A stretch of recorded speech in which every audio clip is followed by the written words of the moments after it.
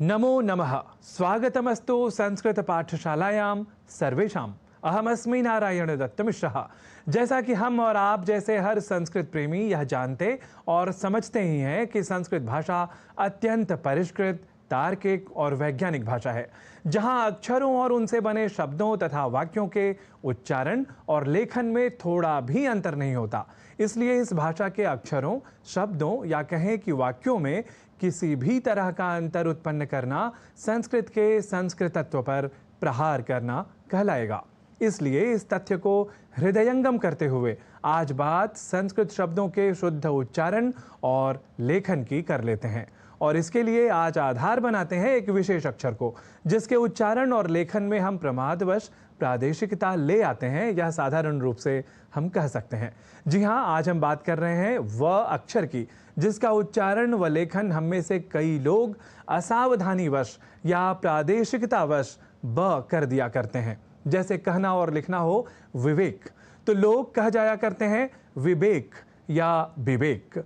देखिए, यह प्रवृत्ति केवल असावधानीवश या प्रादेशिकतावश ही कुछ लोगों में उत्पन्न हो गई, यह कहना भी अर्ध सत्य ही होगा।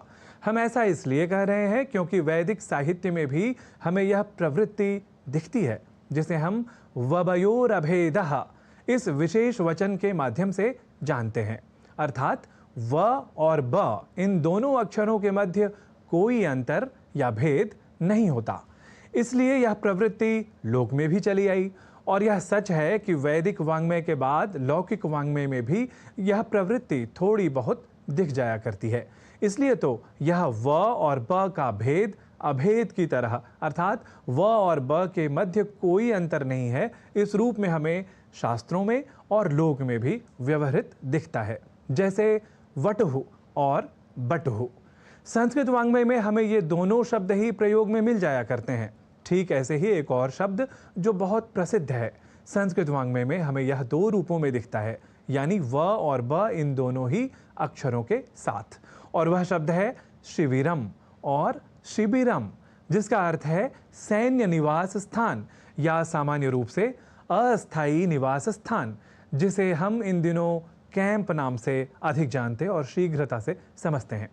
ऐसे ही वटुः और बटुः, इन दोनों ही शब्दों का अर्थ बालक या ब्रह्मचारी ही है, और व्यवहार में वटु या बटु, साथ ही शिविर या शिबिर ऐसे प्रयोग यद्यपि मिलते हैं, तथापि वटु और शिविर ये दो शब्द ही व्युत्पत्ति की दृष्टि से या कहें कि इटिमोलॉजी के दृष्टिकोण से अधिक तार्किक और शुद्ध हैं। यह हमें समझ लेना चाहिए। हमने अधिक तार्किक और अधिक शुद्ध की बात इसलिए की क्योंकि संस्कृत साहित्य में ऐसे कई शब्द हैं जहां निपातन के सिद्धांत को स्वीकारा जाता है। कहने का अर्थ यह कि जो शब्द जैसा व्यवहार में है वैसा ही शुद्ध मान लिया जाना चाहिए। इसलिए बटु और शिविर को भी शुद्ध ही माना जाता है। यह भी ध्यान रखने वाली बात है। तो इस तथ्य के साथ साथ व और ब के भेद और कभी कभी अभेद को भी प्रतिष्ठापित करने वाले कुछ अन्य उदाहरणों के साथ हम संस्कृत पाठशाला की अगली कक्षा में पुनः लौटेंगे। इत्येवं सर्वान् बोधयन्तः स्मारयन्तः च अधुना संस्कृत पाठशालायाः एतस्याः हि कक्षायाः कुर्मः समापनम्। गच्छामः पुनर्दर्शनाय। नमो नमः।